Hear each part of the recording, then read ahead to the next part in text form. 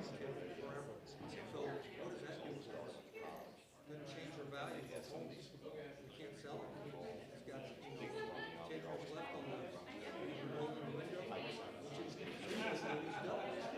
It's a rolling window. They don't use it back 10 years. Something like that. But I don't understand how that even.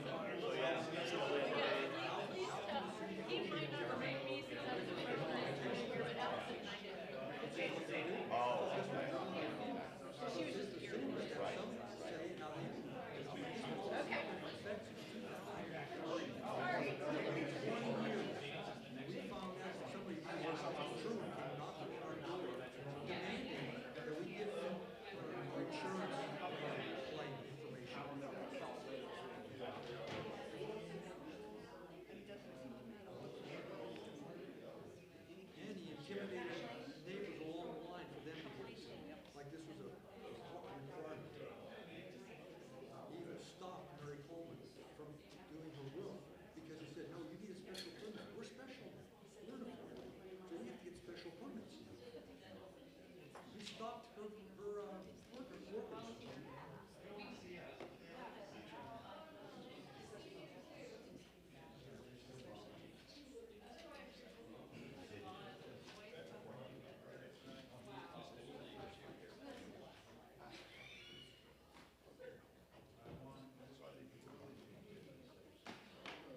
Anyway, so at least, like I said, Shouldn't be in the floodplain to begin with. yeah, like a long. Which is another So at least, that you know, they're talking. they couldn't determine the floodplain in 1990. It's got the FEMA certification right in front of it, establishing the floodplain in 477. Yeah, by 7 feet when they did the next one, after they built 1,000 homes up there and channelized the creek twice. Yeah, it changed. And they created the holding pond in our backyard. Absolutely no change. That was the floodplain.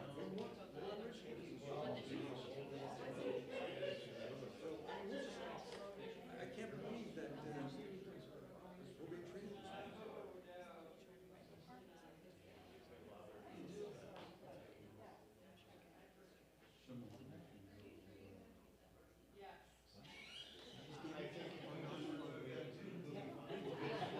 Hey, if someone puts graffiti on the garage, it counts. That's the bullshit.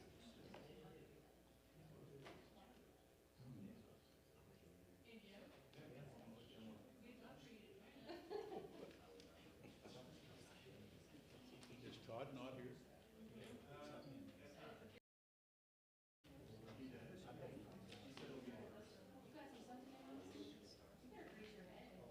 Recording in progress.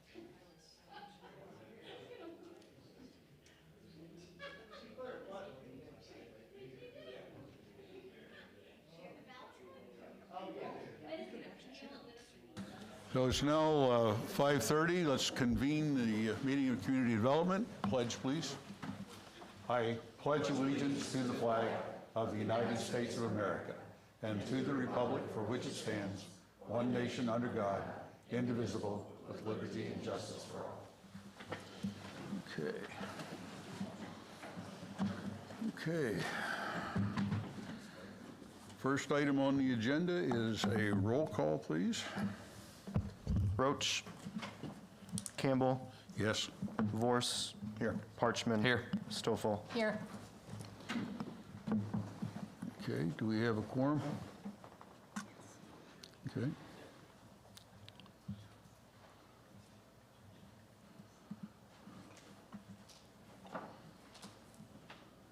Okay. Thanks.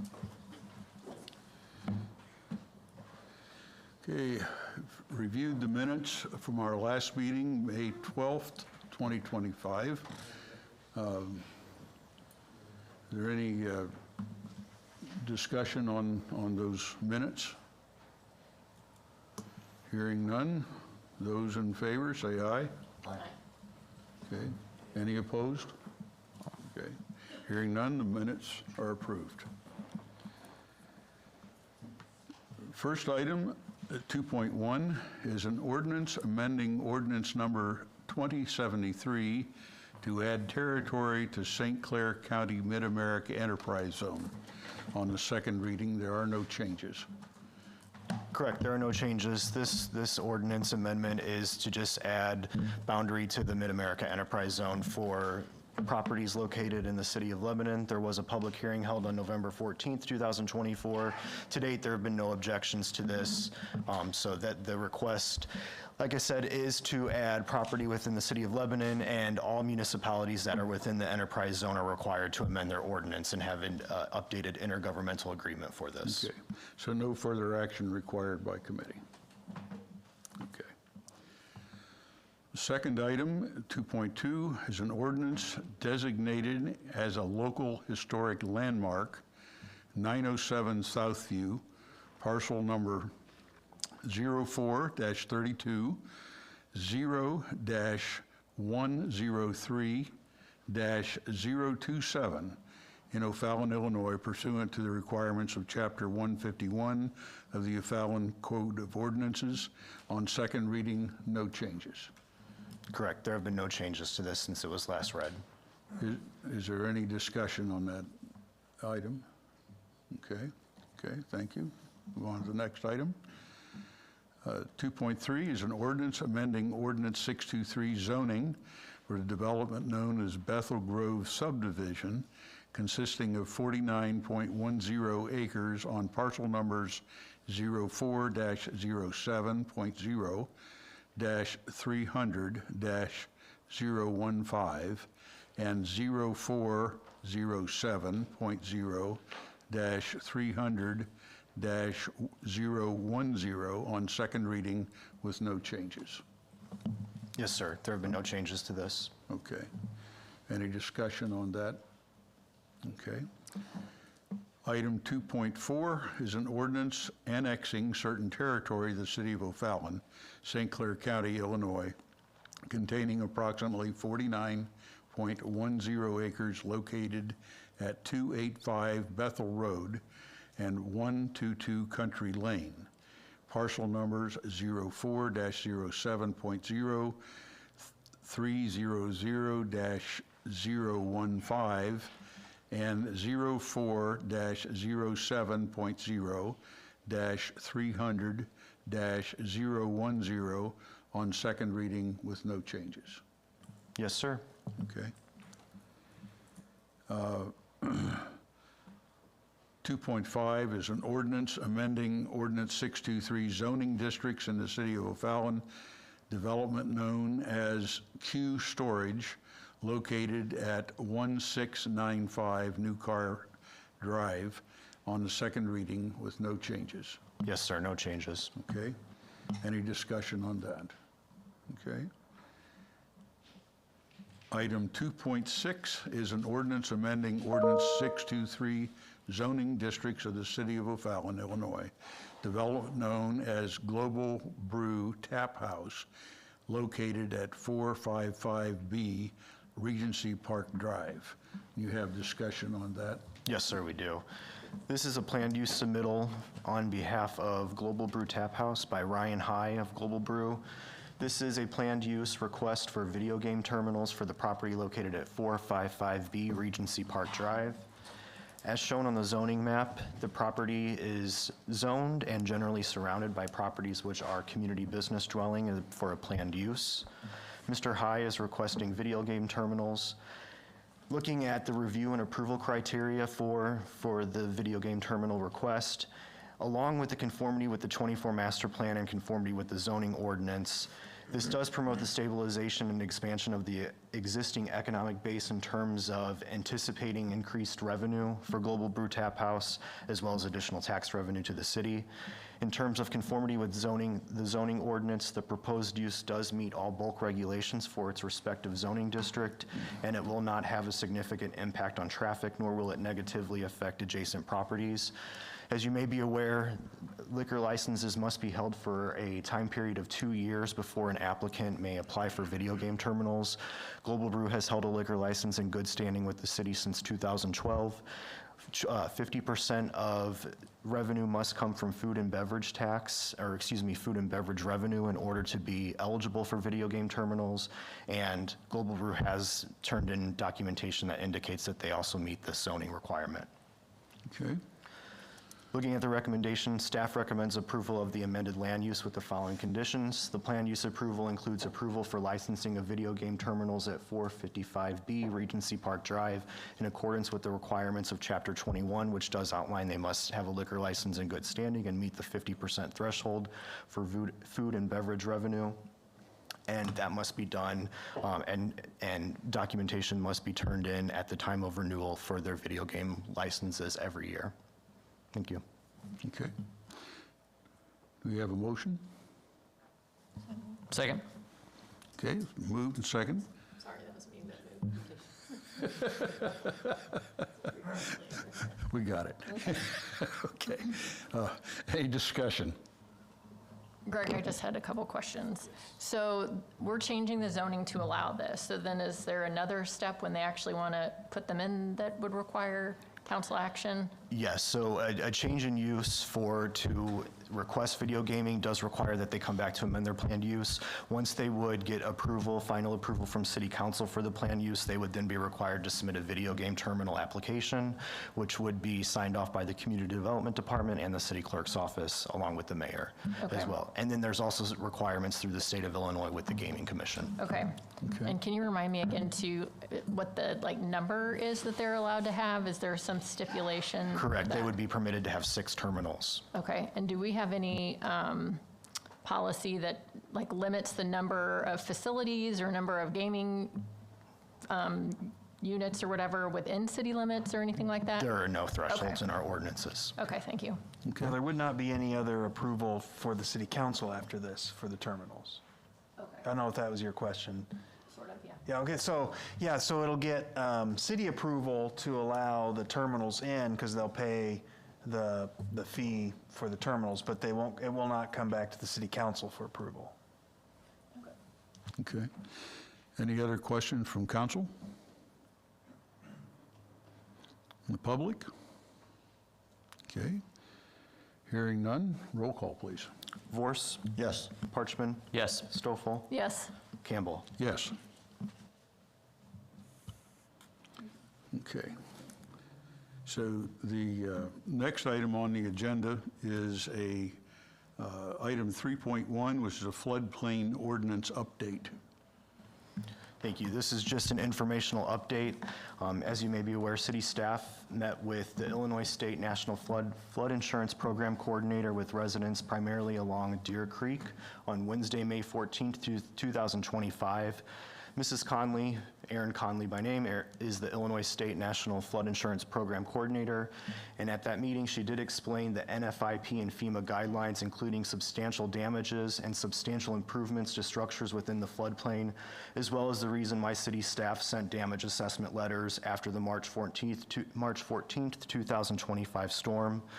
3 action items that were discussed for the foreseeable future were: 1, to prepare an update to the floodplain ordinance that will include a rolling 10-year time limit on substantial damages and improvements, which I'll go into greater detail, as well as review the state's buyout program to see if there are any properties that would be eligible and interested in this program, and complete the Deer Creek engineering and drainage study and schedule a future meeting with residents when those results are ready to discuss any options which will likely occur in late summer, early fall.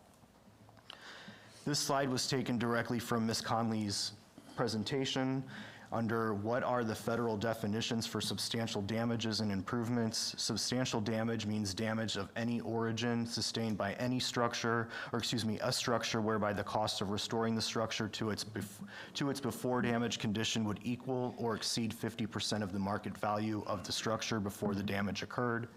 And Ms. Conley also went over substantial improvement, which means any reconstruction, rehabilitation, addition, or any other improvement of a structure, the cost of which equals or exceeds 50% of the market value of the structure before the start of construction of the improvement. This term includes structures which have incurred substantial damage regardless of the actual repair work performed. And this is taken directly from Federal Guideline 44 CFR 59.1. Giving some historic background of the City of O'Fallon's floodplain ordinance, Ordinance 3210 was adopted by City Council on November 3rd, 2003.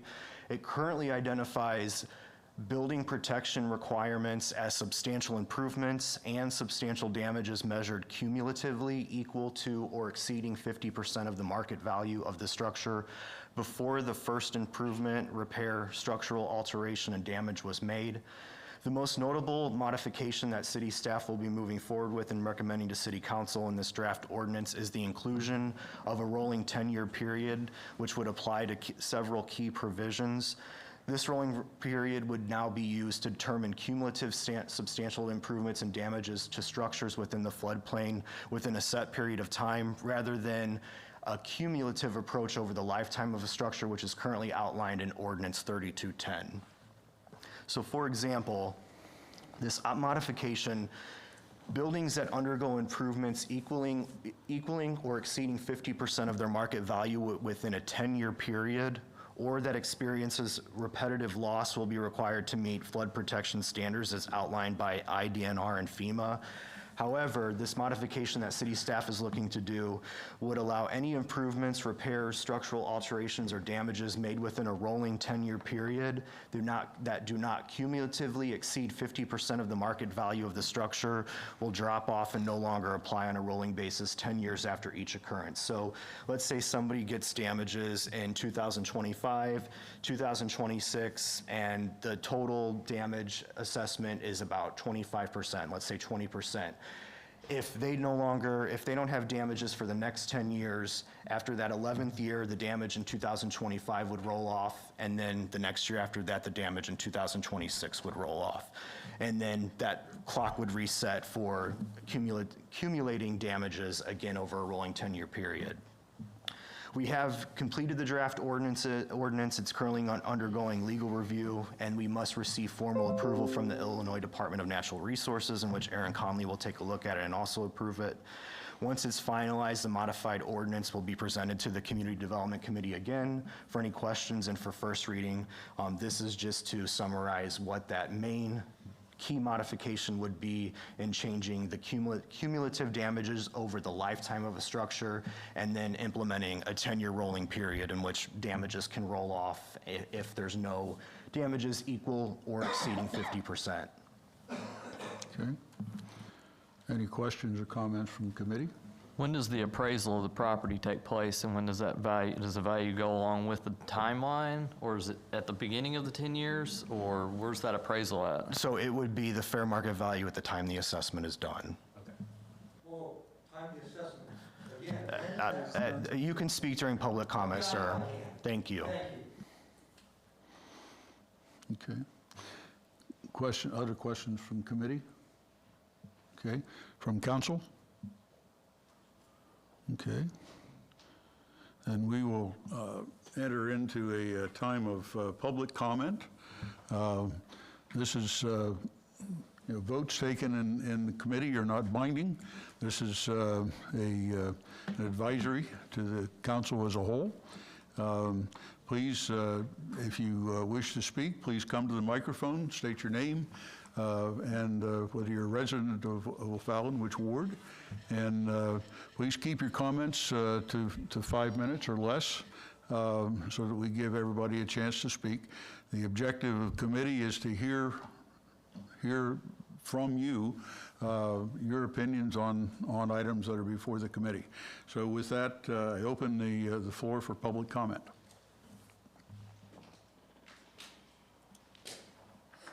I'm Karen Pfeiffer, Ward 2. I'm at 801 Deer Creek Road.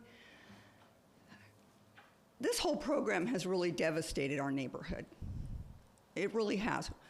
The houses on that street, on Angle Creek in that section, have never flooded. We keep talking about the floodplain. We have never flooded. The creek gets high. Mary Coleman at the end has flooded only because of the backlog that happens at the bridge and the sewer line that crosses in the back of her home.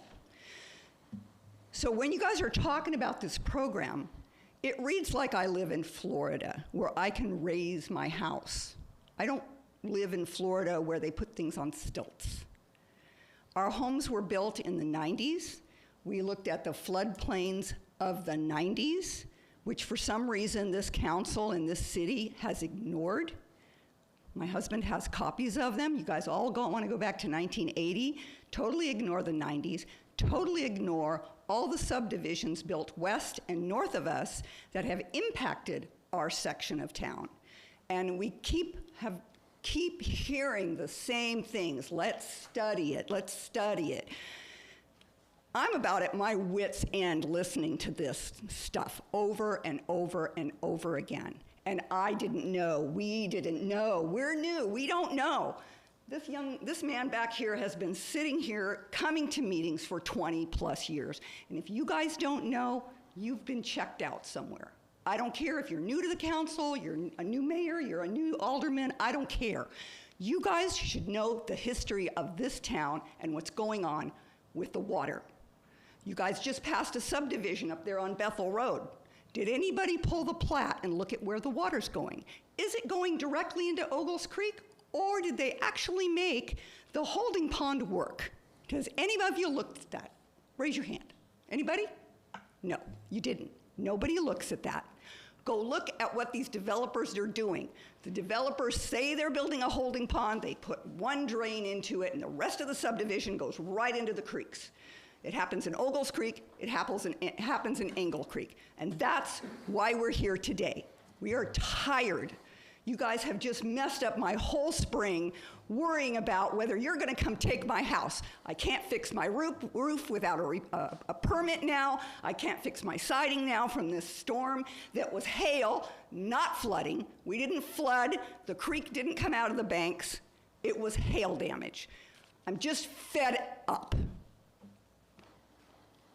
Thank you for your comments. Are there others? Dave Pfeiffer, also 801 Deer Creek Road, Ward 2. And again, that 14 May meeting, I appreciate we had that. I'm appalled that it was only by invitation only. This is a city problem. Every alderman should have been invited to that meeting. And it should have been open and published as a public meeting. That was an appalling event, just to have an invitation only, just to the 15 homes that we have, and only invite 2 alderwomen there from Ward 2. Everybody should have been there. This is a city problem. Water flows and lands everywhere on this city and comes from every ward. And most of the wards run through our backyard. This idea, this lie that the city couldn't determine the flood elevation in 1990, did they go back and change FEMA's floodplain maps? If you did, I want to see that documentation. Did you change FEMA's floodplain maps from 1990? Did we do that? Otherwise, it's been determined. The city of O'Fallon signed off on it. 477 was our base flood elevation. We were 7 feet above it. The maps that they show a 20-year span that were shown at that meeting on the 14th, a 20-year span. And in the 20 years, you built 1,000 homes upstream and you channelized the creek twice. Now you tell me that doesn't change the base flood elevation and change the water. Our creek is just exploding. It did this last meeting, this last rainstorm, and before that. 30 feet at a time, 6 trees at a time. There's blockage in the creek, and we're responsible for it, and it's your stormwater and your irresponsibility. But we're responsible for clearing out the creek now. We're talking heavy logging. And most of the time, we just have to cut it up because these heavy 40-foot logs, 2 and 3 feet in diameter, there's so much water back there, this stuff flows through the creek. It is enormous, and if you can't just look at the base flood or the flood maps, it looks like a detention basin in our backyards. If you can't see that, then again, you need to go somewhere else, because it's there.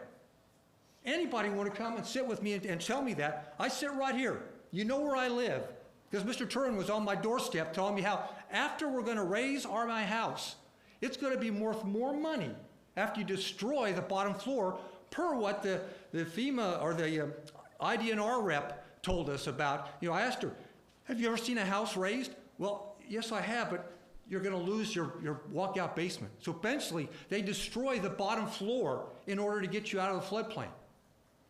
That's not a viable option for this. There's not a way you're going to raise these houses. And if there is, why don't you show me some studies that show me how this is going to be done, how you're going to raise us out of the floodplain, and how you're going to pay for that. Are you going to pay for it? This is your implementation. This is your stormwater. You caused this. And you need to pay for it. Okay, thank you. Other comments from public? Okay, Ron's got his hand up. yeah, Ron. Yeah, Ron Zelms, excuse me, Ward 6. I'm just curious of what the benefit is of having the rolling 10-year period versus the static period that's been in the past. Does that benefit the homeowner? Does it benefit the city? I'm just trying to figure out or is that a standard procedure now, this rolling 10-year period? Thanks. Thank you.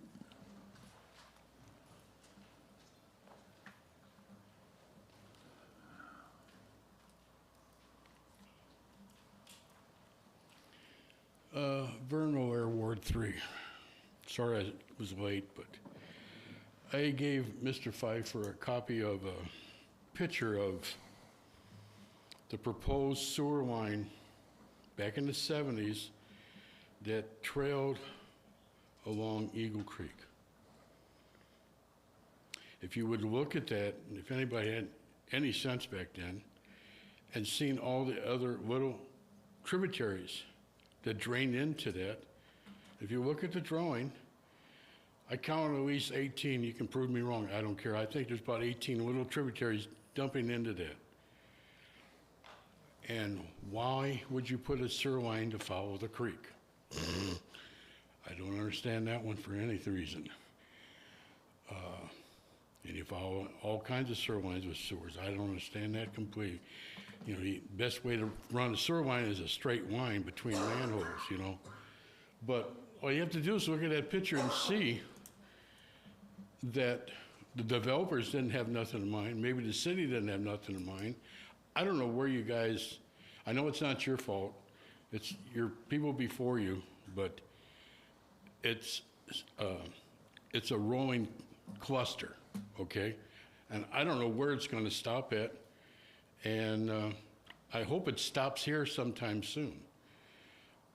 Like I've said, it only took them 56 years to fix the presidential streets, and they're not fixed right yet. So I'll leave that why. Point number 2.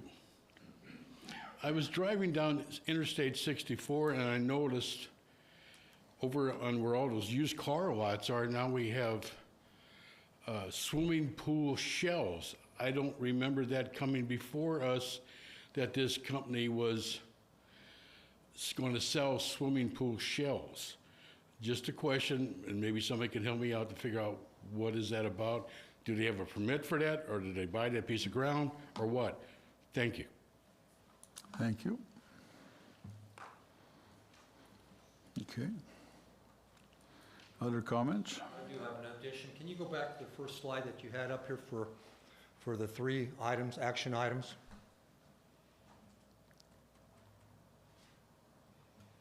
And again, I'd like to know also how this floating window is going to help us, because, again, 10 years of damages, it's on our house for 10 years, at least.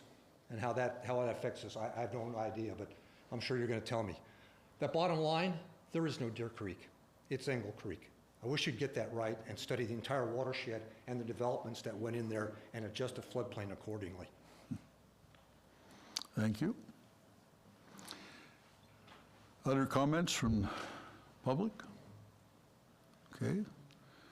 With that, we will close the public comment period. Is there a motion to adjourn? So moved. Second.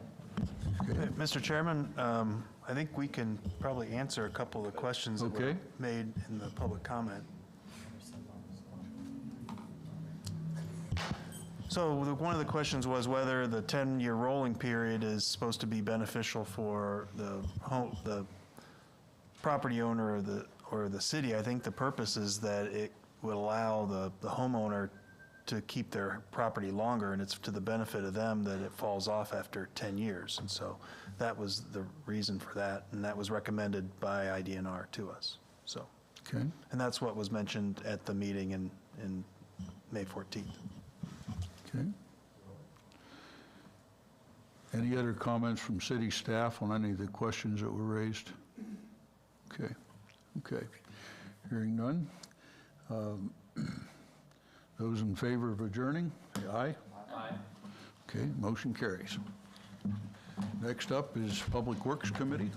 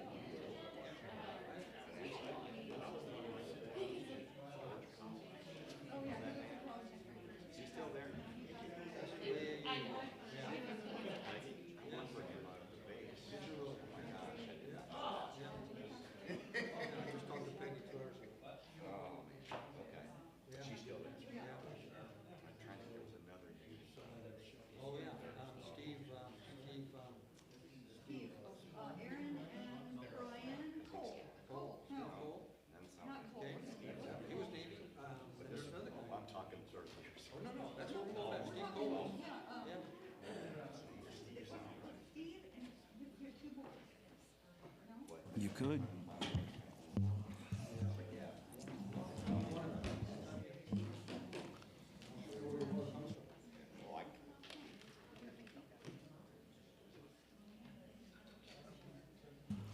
All right, clock says 6 o'clock. Public Works is called to order. Roll call, please, Jeff. Rosenberg. Present. Mylert. Here. Roach. Carney. Here. Hudson. Here. Ford. Here. You have a quorum. Thank you, sir. First item is approval of the minutes. Draft minutes are attached. Do I have a motion? Motion? Second. We have a motion and a second. Any discussion?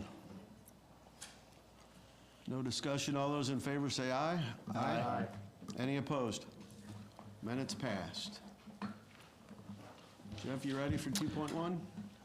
Yes, so we have two items requiring council action this evening. The first one is item 2.1, is a resolution authorizing the mayor to execute an intergovernmental agreement with O'Fallon Township High School District Number 203 for the purchase of property located at parcel number 04-22.0-301-013.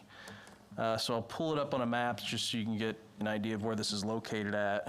So it's off of Oak Hill School Road, which is, comes off Scott Troy Road, just north of the Braeswood subdivision.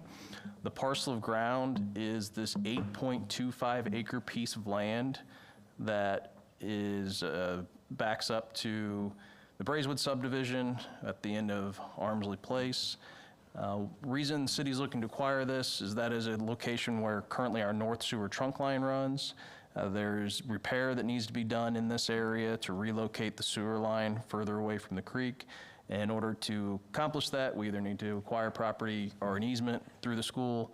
The school indicated they preferred the outright purchase of the property. The city went through, had a certified appraiser do an appraisal on it, came back at $60,000 value, and that is what is recommended in the agreement for purchase price.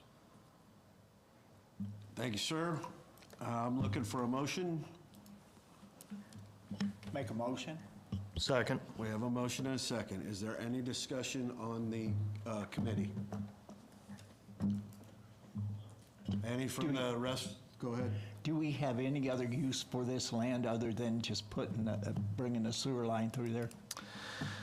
So long-term, there could be additional plans that could benefit the sewer system, but there is nothing at this time that the city has planned to do with the property. Any others? From the rest of the council?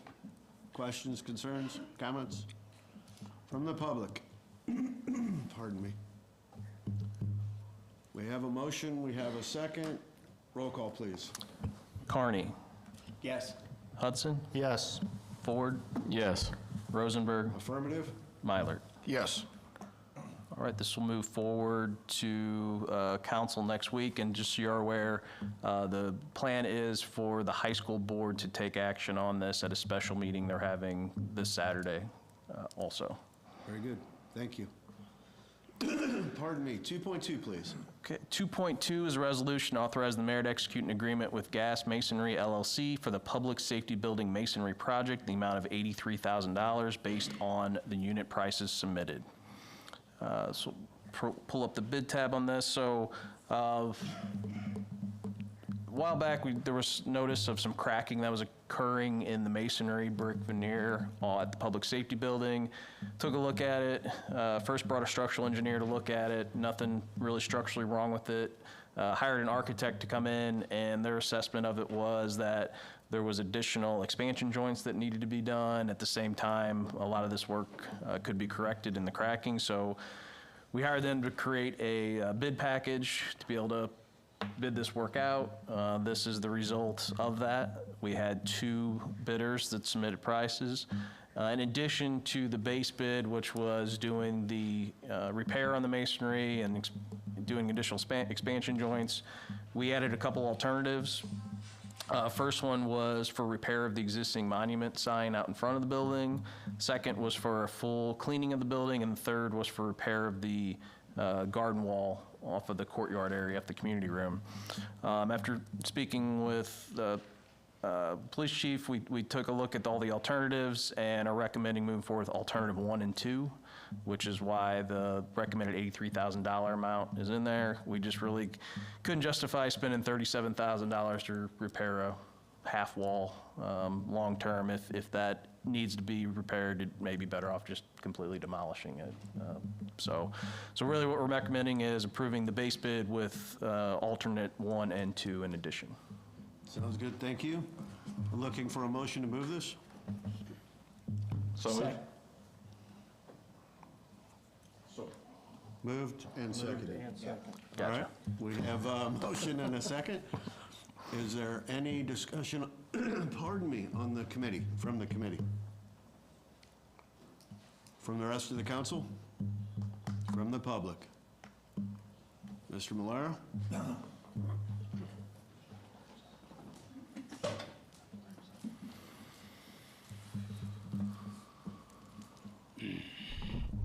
Vernal Air Ward 3.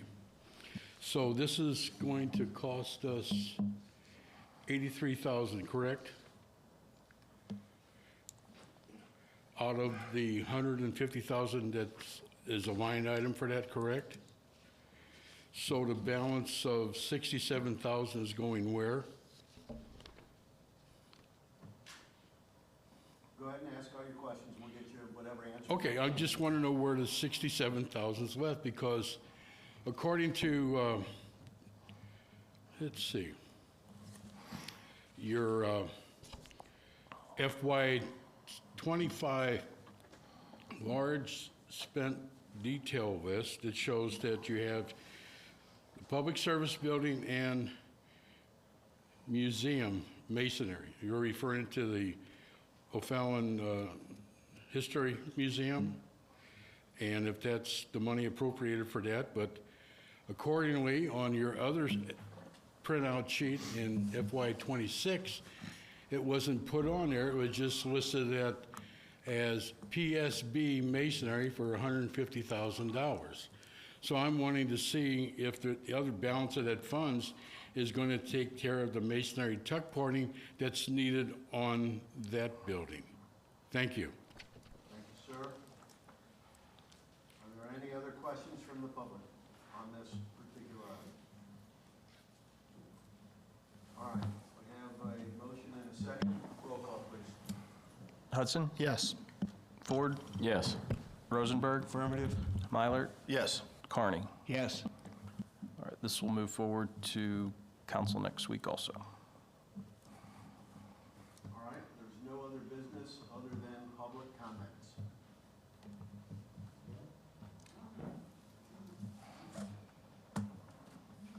Once again, I want to reiterate the floodplain issue, which is stormwater, which is squarely in a public works domain, and to reiterate that we're bought our properties out of the floodplain. Also, on a Facebook post, you mentioned some stormwater projects that reduce the flow and erosion and effects of Ingle Creek. I've yet to hear those, specifically what projects and dollar amount and how they affected the creek that you referenced. Thank you. I'd love to hear it. As we said at the last meeting when we had discussed it, they're listed on the website. I'll be more than happy to get you the link to where all those projects are listed. And I'm not an engineer, but in asking the engineer if some of those projects upstream will positively benefit, exactly how, I can't answer. I just was informed that, yes, slowing water down further upstream will help or not exacerbate issues downstream. Yours specifically wasn't the exact question I asked, but all the projects, their dollar amounts, all that is on the city's website. I'd like to know which ones you specifically referenced in that comment. Specifically. Yes, and I want that from you, please, sir. You got it. Thank you. You bet. Any other comments from the public?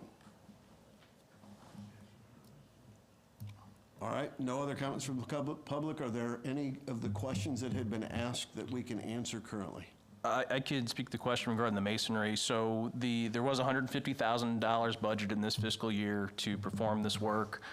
Thankfully, the work came in under budget. That happens a lot on projects, and sometimes it happens the opposite, where we go over budget. That doesn't mean that there's just excess additional money out there. It just means that those funds aren't specifically set aside for this project.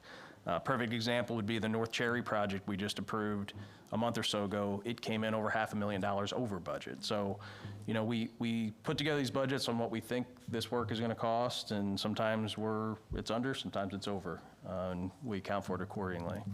And then the question regarding the museum, the same architect who came out and looked at the public safety building, the same time we went by the museum, took a look at it, and from looking at the masonry on that building, he did not recommend any improvements at this time to be done.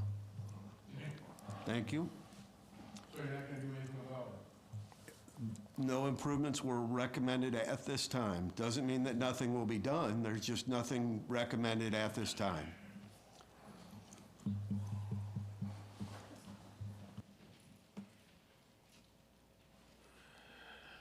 Well, Vermoyer Ward, it's in your paperwork that you had money set aside for those two projects.